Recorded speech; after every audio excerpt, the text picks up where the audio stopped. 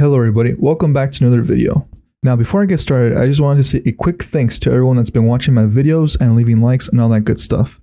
And if you aren't subscribed, feel free to subscribe if you find the content useful. And also, feel free to comment down below in any of my videos letting me know what you guys would like to watch next. Like I said, I'm making a bunch of tutorial videos and I want to make what you guys want to see. So, alright, let's jump into it. For today's video, I want to go over how to create a JavaScript button in Salesforce.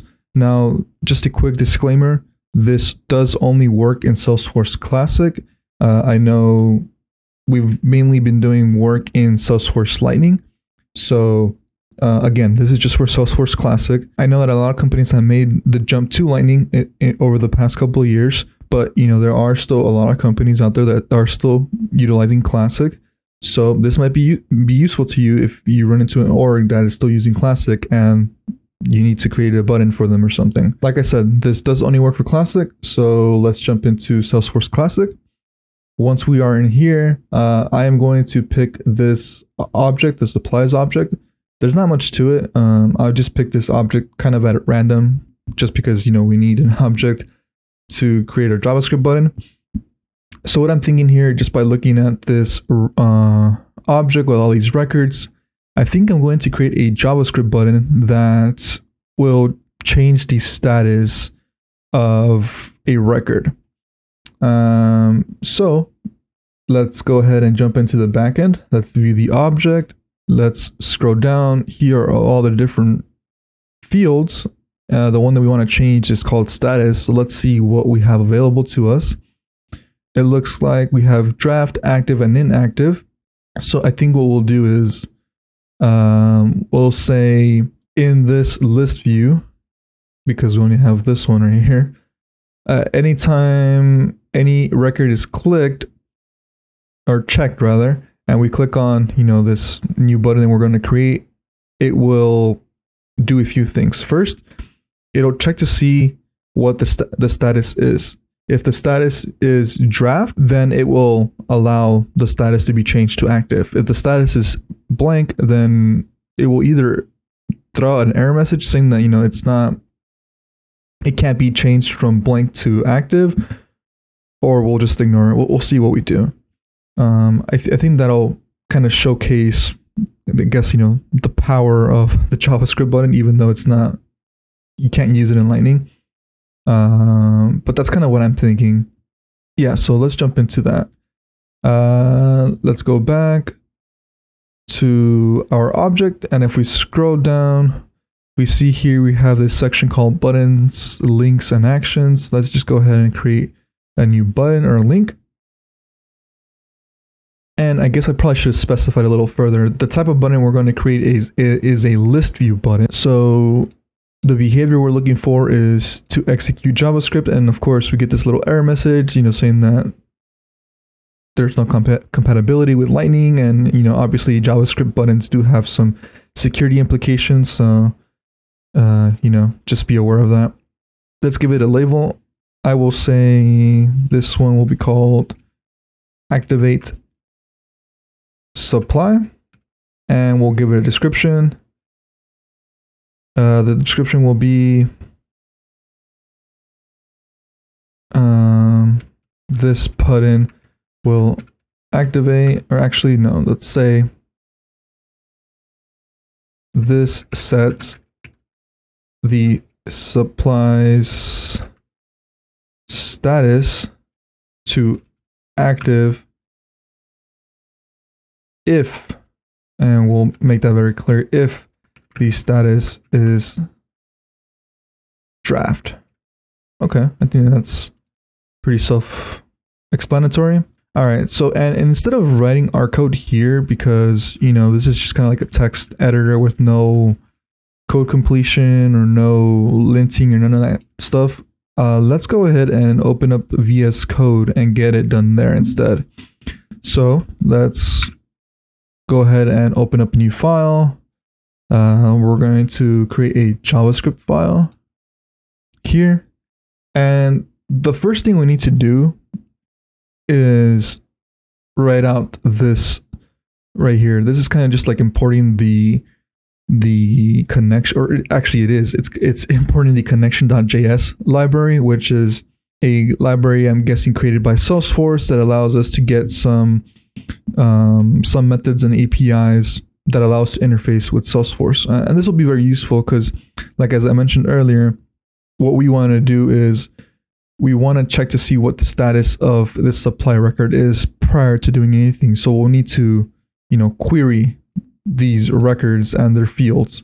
And the only way we can do that is if we have an API with methods that allows us to do so. So by importing that, we get access to some stuff for free. First thing we're going to do is we're going to create a variable. Let's call this selected supply ID list. And we're going to set that to this thing called get record IDs. And what we want to get is the object type, which is the supply. And I'll go into detail a bit more right now after I'm done typing this out. Let's go ahead and close this. So this, I'm not pulling it out of my imagination or anything. The way it works is this is like a predefined, I guess, method you can call it in Salesforce. So if we go into our JavaScript button that we just created here, you'll see here we have all kinds of, different functions, operators, fields, things like that. What we're doing is utilizing these things. So for example, if we scroll down in the functions, and actually, I think it's under advanced.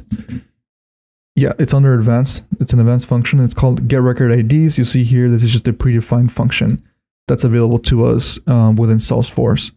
You can see here that it just returns an array of record IDs for the selected records in a list. So essentially what we're doing is whenever someone clicks on a bunch of checkboxes right here in a list view and they click on the button, that method will give us a list, an array rather, of all the record IDs clicked. And that's very useful for us. You'll notice too that there really isn't any like get records method. So like it's not like we can just very easily get all the records with all the fields into an array in JavaScript. We actually have to get the record IDs as a list, and then we'll have to query to get the fields themselves. So to kind of demonstrate that, we'll also create another variable, and we'll call this updated supply records. And we'll just start this off with a blank array or list, depending on what you want to call it. And let's add some checks as well. So we'll say if the selected supply ID list, the length of that is 0. And to kind of make things a bit clearer, this code executes when that button is clicked, right? So from top down, first we import the connection.js library, then right here it's grabbing all the record IDs that were checked from that list view. And what we're going to do here in this conditional is we're going to say basically if nothing was checked but the button was clicked, and we want to throw out some error message. So let's just do an alert, and we'll say please select at least one supply record. Okay, so it's just some simple handling so we don't get errors, else, and then we'll have all our logic right here. So if the user did select at least one record, then let's go ahead and do our query to get the information we need.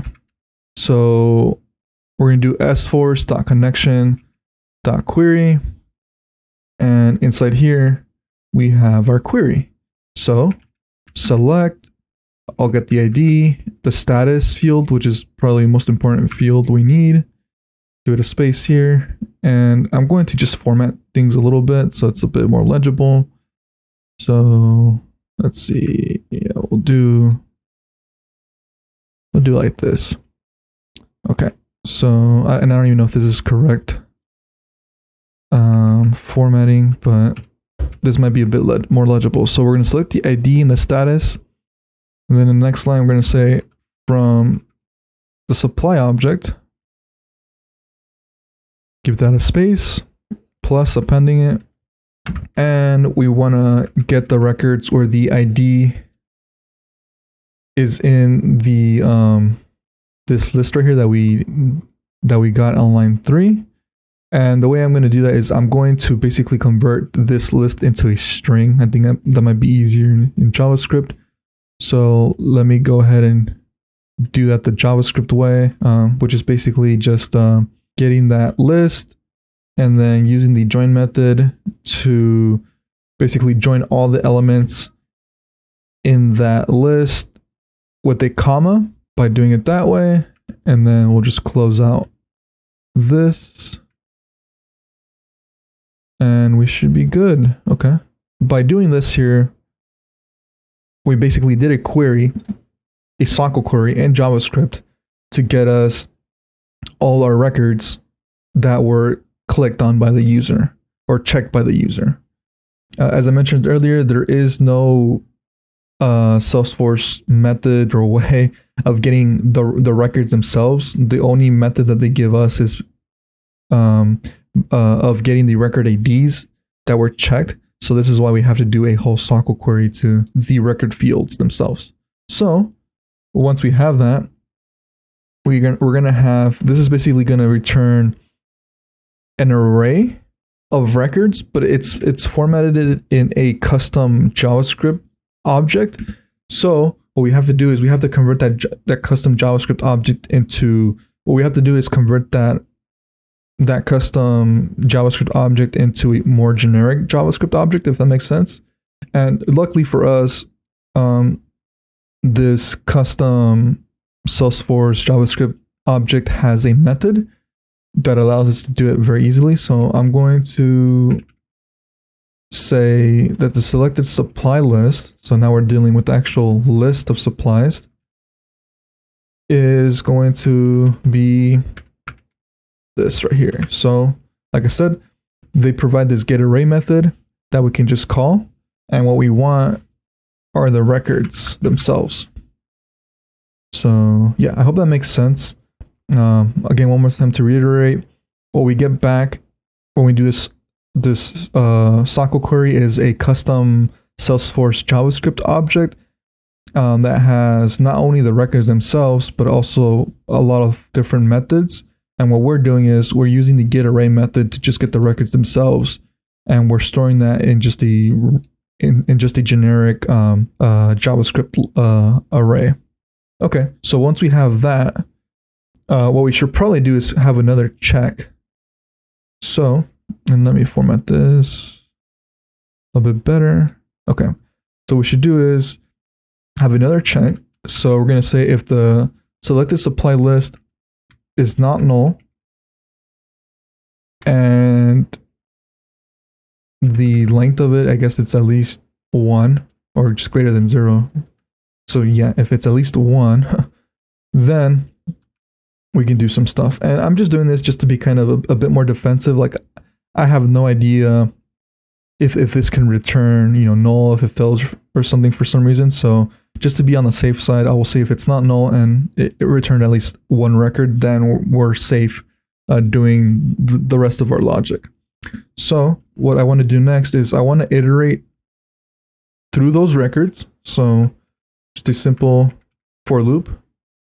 We're going to say our var selected supply. So just for each supply in that supply list, we are going to do something. And what we're going to do is we're going to have another check. So we're going to say if that selected supply, the status of that rather, is not null. Again, just being a bit more defensive because I have no idea how the values can be converted from Salesforce into JavaScript.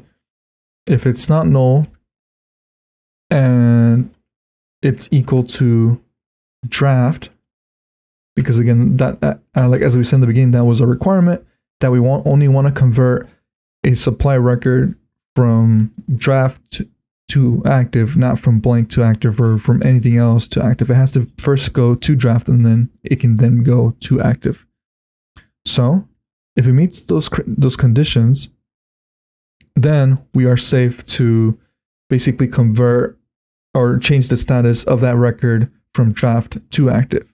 And the way we do that in JavaScript is by first creating a brand new supply record, which we can do by calling this method right here, the Salesforce object, and putting in supply because that's the type of record we want. Okay, once we have that, we don't really want to create a new supply record. So what I'm going to do is I'm going to give it the ID of the one we're currently working on, which will essentially just make it like an update because, you know, the ID already exists in Salesforce, so it'll see that we're technically just updating a record. So once we have the ID in place, now we can update the status. So we'll say status should now be active.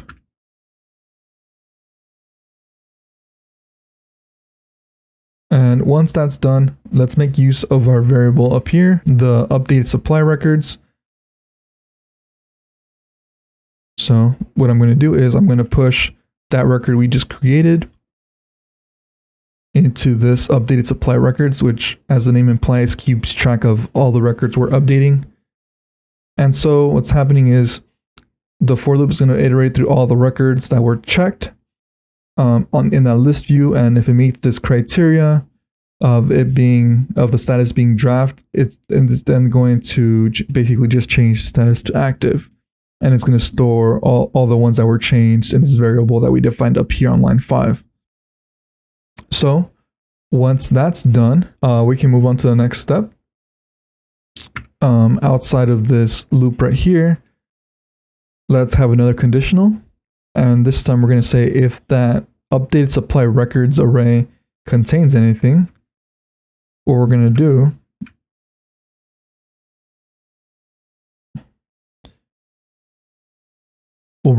is we are going to update those records. So the way we do that is I'm going to just reuse the results variable I had defined up above. And we are going to call the Salesforce connection.update method, and we're going to pass in that list, updated supply records, like that.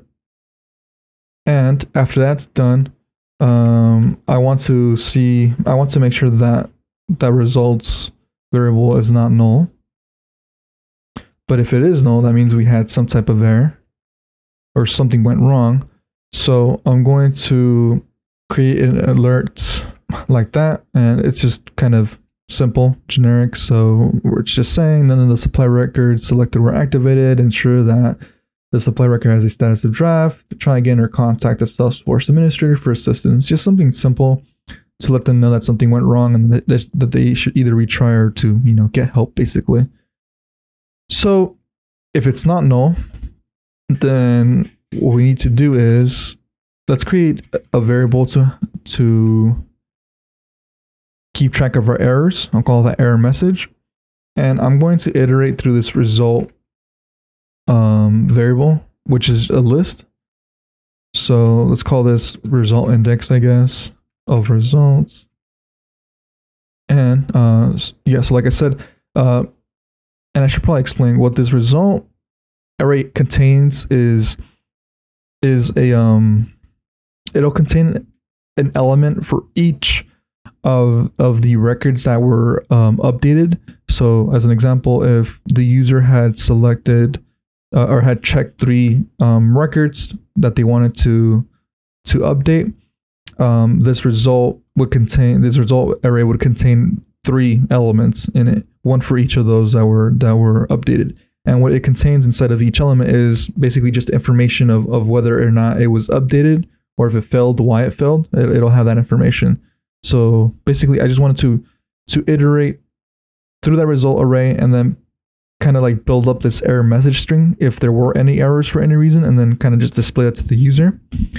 So to do that, I'm going to have a condition. So if the result index dot success variable is not equal to the string true, then let's build up that error message. So I'm going to just append, and we're going to say something like supply record failed to be activated error message, and then we'll just output the message itself. Okay. So let's iterate through that results, making sure that there's no errors. And then once that's done, let's have another condition, and we'll say if there were no basically if there were no errors, so the length of that error message string is if there are errors, then that error message string length would be greater than 0. We want to output something. So basically we're just going to output a nice little message for our user, and it'll be that. So the error message is at least one of the supply records checked failed to be activated properly. Screenshot the following error message and send it to the Salesforce administrator for assistance. And I included 2 extra new lines, and then at the end you see here I appended that error message that we had built up in the for loop, and then you just alert it. Okay, but if there were no error message, then we want to basically do something else. So if there are no error messages, then what we could do is just refresh the page to show the changes. So we're gonna use the window.location.href, which is just a JavaScript, I guess, property that will change the browser functionality. And we're gonna go back into our Salesforce instance. We're gonna go back to the supplies, and you'll notice here in the URL, the first 3 characters refer to the object.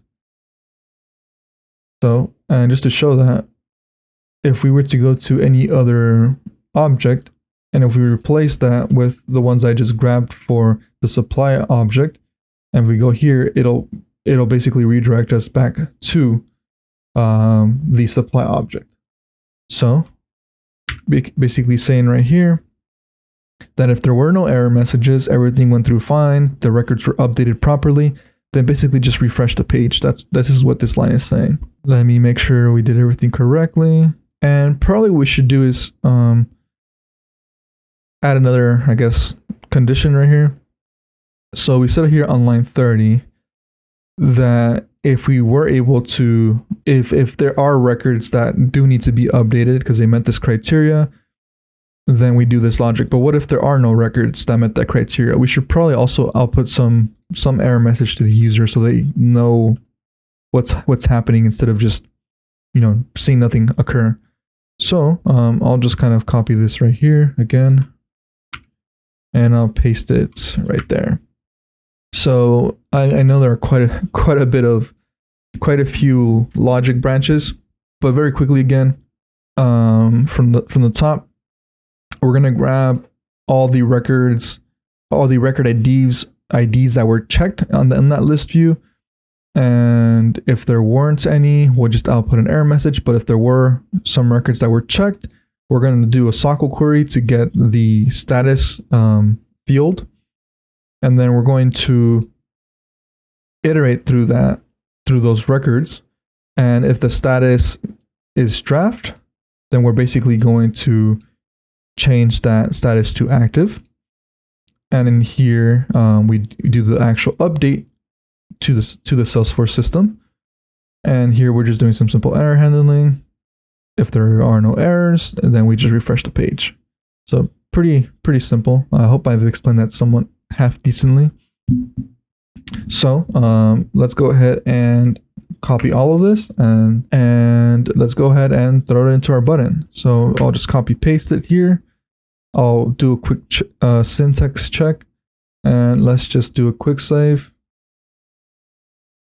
After we saved it, don't forget to change the display type to list button right here, and make sure that the display checkboxes here is checked as well. This will allow the user to check multiple records, not just one at a time. So again, let's hit quick save one more time. Once that is done, let's go back into our supply object and let's scroll down to search layouts. And then here on next to supply list view, let's click edit. And all we need to do is just push this to the right to make sure that it is available in our list views. And we'll click save. And if we now refresh our supplies list view, you will see that we have a brand new button right here. Now, if we were to click this button without checking any of these checkboxes, we'll get an error message saying, please select at least one supply record. And as I said earlier, that is because we didn't select any checkboxes. So this array here would be empty, which would cause this if conditional to fire. But if we were to check a box, or for example, if we check this one right here and we click activate supply, you'll now see a slightly different error message. None of the supply records selected were activated. And that is because now, even though this array is not empty, here, we went into this logic branch and we did a SOQL query. It did all this right here. It went into this logic. It looped through that array of records and it saw that the status did not meet this criteria. So the status was blank. So in that case, it didn't get added to the updated supply records list view. And instead, what happened is after this logic branch finishes, it goes into here and it sees that the updated supply records array is empty. So it'll go into this logic branch here, which just outputs another error message to the user. And to kind of wrap it up, we should probably change one of these to draft. So if we click into one and just click edit, let's change it to draft. Click save. Let's go back to our list view. Now, if we were to click this, and actually I'll do two so you can see it working for multiple. Okay, so let's refresh. And now we have two records that have the status of draft. So if I click both of these right here and I click activate supply, you see we got an error message. It says sforce.sObject is not a constructor. So looks like I have an error. Let's figure it out. And basically the error is this O right here should be capitalized since that's case sensitive. So let's go ahead and recopy our code. Let's go back into the button, update it, quick save. Once it's done, let's go back to our list view, we'll just refresh it, and let's retry it. Activate supply, and you see here that the page refreshed pretty quickly, and now the status of these two records has been updated to active. And if we jump into the record, you'll see that it was last modified by myself at this time. So that pretty much wraps up this video.